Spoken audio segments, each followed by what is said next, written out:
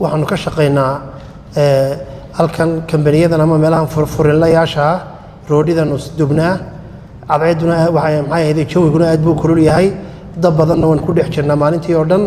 ma furi karnaa oo qababaha ma qallayn karnaa su'aasha sideedaad dhakhtar baan ahay dhakhtarka ayaan ka hawlgalaa weyn camaliyado iyo operation ayaanu galaa maalintii marmar camaliyadahaasi 8-9 saacadood bay socdaan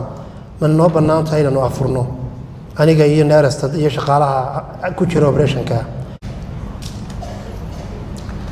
shaqooyin adag baanu haynaa furinka iyo wixii la mid ah ma afuri karnaa maya ma afurays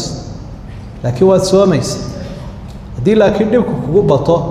oo aad xejin weydo gaajo iyo haraad daraadii sharcigu wuxuu kuu ogol yahay inaad iska cunto walaa tulquu biaydiikum ila tahluka laakiin kollayba soon marka hore waxaana fiican inaad shaqada habeenkii u badiso mar walaynu su-aasha diinigaa ka jawaabnaba badiilka raacinayna marka waa inaad soontaa haddii shaqadii kugu adkaato gaajo iyo haraad aad tiraa waad u dhiman waad iska cun shaqadana habeenkii u bedel insha allah hadday suuragalto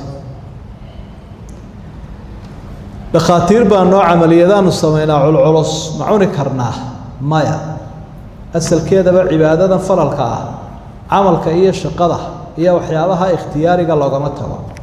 xuquuqda way kala horeeyaan xaqa ilaahay baa kowga marka xaqii kowga ahaa xagga damaha marin